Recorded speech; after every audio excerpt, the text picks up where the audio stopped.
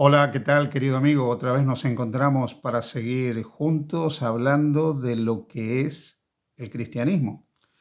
Y hoy vamos a leer un pasaje que está en el Evangelio de San Juan, en el capítulo 14 del Evangelio de Juan, en el versículo 23.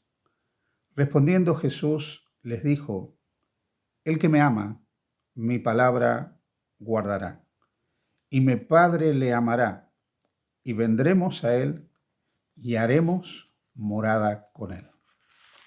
Y hay otro pasaje que se encuentra en el Evangelio de Lucas, al inicio del Evangelio de Lucas, cuando habla del milagro de la concepción de Jesucristo.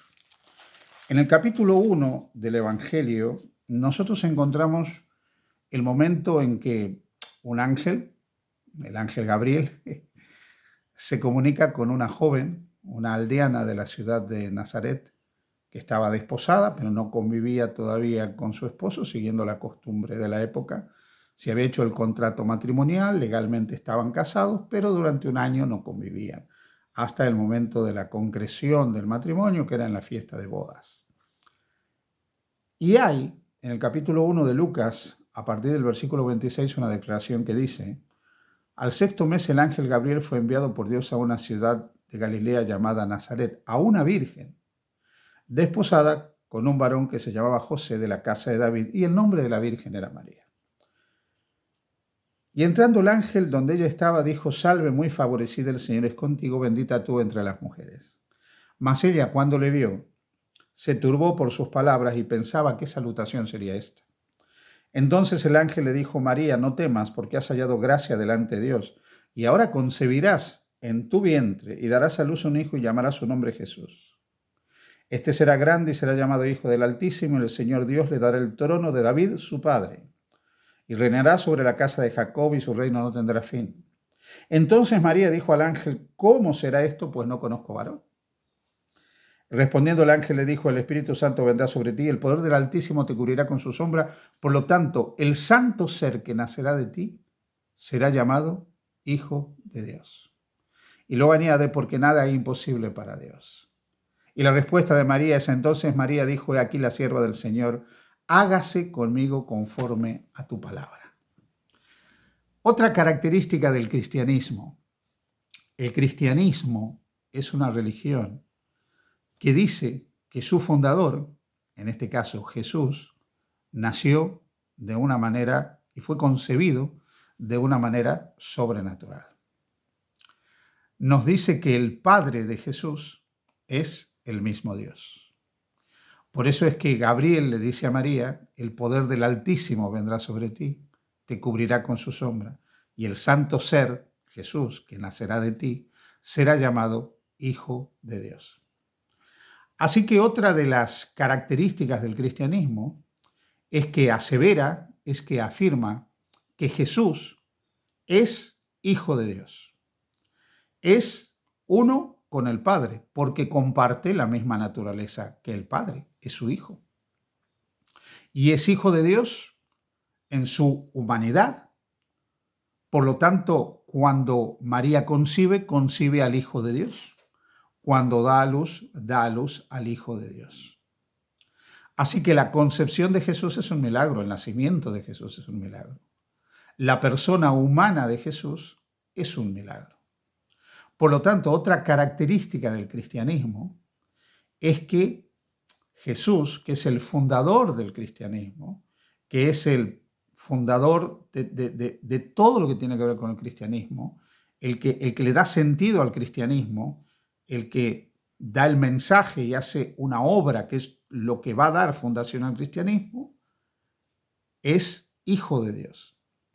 Por eso es que Jesús numerosas veces habla de mi Padre, habla de su Padre, habla de Dios como su Padre. Cuando Él habla de Dios en relación con nosotros, nos enseña a orar, por ejemplo, diciendo Padre nuestro, no Padre mío que estás en los cielos. Él sí puede decir mi Padre. Él sí puede hablar de Dios como su Padre. Así que ese niño, ese bebé que se forma en el vientre de María y que luego nace, es el Hijo de Dios. Jesús, en su naturaleza humana, ese santo ser en su naturaleza humana, es Hijo de Dios. Y en esa condición de Hijo de Dios se hace temporal, porque va a tener un principio y va a tener un final. Es concebido, nace en esta tierra y también muere en su humanidad en esta tierra. Y es que a través de esto Dios ha querido mostrar su cercanía con nosotros. Porque finalmente el propósito de la encarnación de Jesús, el propósito de que esa naturaleza humana del Hijo de Dios se manifieste, es que nosotros podamos comprender la proximidad de Dios con nosotros. Ahora, cuando Jesús habla de Dios y dice mi Padre, hay algo muy, pero muy interesante en esto. Y es de qué manera Jesús presenta a su Padre. Porque uno de los grandes propósitos de Jesús es revelarnos cómo es Dios el Padre.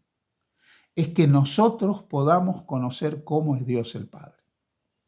Es cierto que Dios, a lo largo de las edades, por medio de los profetas, desde Moisés hasta Malaquías, trató de darse a conocer.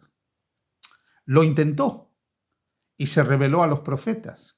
Y esa revelación de los diferentes profetas que está contenido en toda esa historia del plan de salvación en el marco del pueblo de Israel, es una revelación, pero es una revelación que siempre se encontró con la limitación del ser humano en su tiempo, en su contexto y en su realidad. Por eso es que esa revelación no es plena en cuanto al carácter de Dios. ¿Podemos conocer a Dios a través del Antiguo Testamento? Sí. ¿Pero podemos conocerlo completa y absolutamente? No. Solo lo podemos conocer total y absolutamente por medio de Jesucristo. Por eso Cristo llega a decir cuando está aquí en la tierra, lo encontraréis en el capítulo 14 del Evangelio de Juan, Él llega a decir, el que me ha visto a mí, ha visto al Padre. Así que el propósito de la encarnación, el propósito del milagro de Belén, de que esa virgen de manera sobrenatural y milagrosa concibiera al Hijo de Dios en su seno, es que ese santo ser, el Hijo de Dios, utilizando el término que utilizó Jesús cuando estuvo en la tierra, el Hijo del Hombre, nos diera a conocer cómo es el Padre. Porque a lo largo de la historia, y teniendo en cuenta ese marco del gran conflicto entre el bien y entre el mal, entre Cristo y Satanás, si hay algo que se ha querido desvirtuar a través del mal, si hay algo que el enemigo de Dios ha querido desvirtuar, es el carácter de Dios. Y lo que va a hacer Jesús es mostrar realmente cómo es Dios. Y lo hace de dos maneras muy claras. Primero, a través de sus enseñanzas. Cada palabra de Jesús tiene el propósito de que nosotros podamos conocer cómo es el Padre. Cada enseñanza de Jesús tiene el propósito de darnos a conocer el amor del Padre, que Dios, su Padre, es un Padre que ama a sus hijos, es un Dios de amor. Cristo no viene para presentar al Padre como un guerrero victorioso que gana batallas. Cristo no viene para presentar al Padre ni siquiera como un creador todopoderoso alejado de su creación. Cristo no viene para presentar al Padre como un Dios airado que tiene poder para vengarse de sus enemigos.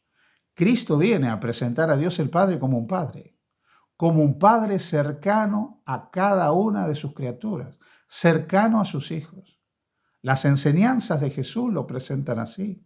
Basta leer, por ejemplo, las parábolas de Jesús, como la parábola del Hijo Pródigo, que tiene el propósito de mostrar el enorme corazón del Padre que rescata, que acepta y que perdona al Hijo que ha dilapidado su vida, que se ha alejado de la casa por propia voluntad, nadie lo empujó a irse, él se quiso ir, él arruinó su vida y sin embargo el corazón del Padre es tan enorme que lo recibe, lo abraza y lo dignifica nuevamente.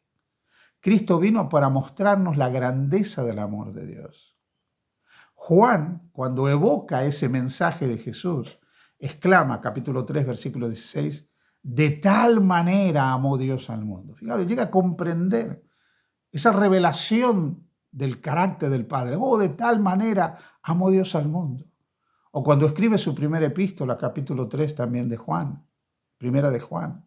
Mirad cuál amor nos ha dado el Padre. O sea, Juan queda impactado por la revelación del amor de Dios por medio de Jesucristo. Cristo nos viene a revelar eso, que nuestro Padre, su Padre, es un Padre que ama, con un amor tremendo.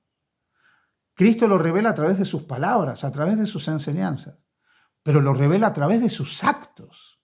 Cada vez que Jesús hace algo, tiene el propósito de mostrar el amor, la misericordia y la compasión del Padre. Cuando Cristo provee alimentos, cuando Cristo sana a un enfermo, cuando Cristo resucita a un muerto, tiene el propósito de mostrar que el Padre es un Padre lleno de amor, que está dispuesto a atender las necesidades aún aparentemente imposibles de solucionar de sus hijos. Y el acto supremo que muestra en la persona de Cristo el amor del Padre es la muerte de Cristo en la cruz. Porque si hay algo que revela la grandeza del amor del Padre es la entrega de Cristo en la cruz del Calvario. Porque Cristo muere porque el Padre nos ama.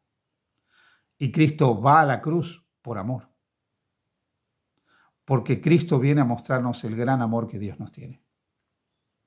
Así que otra gran característica del cristianismo, aparte de estar centrado en el mensaje de Jesús, evidentemente, de tener como fundador a Jesús de Nazaret, ese hombre que vivió en la Judea del siglo I, de ser una religión revelada, como veníamos diciendo, basada en los escritos del Antiguo y del Nuevo Testamento, tiene que ver con la revelación del Padre, con esa revelación del Padre que hace Jesús, de ese Padre amante, tierno y bondadoso, que entrega aún la vida de su propio Hijo para decirnos a cada uno de nosotros, Hijo, te amo. Que Dios te bendiga. Feliz día junto a Jesús.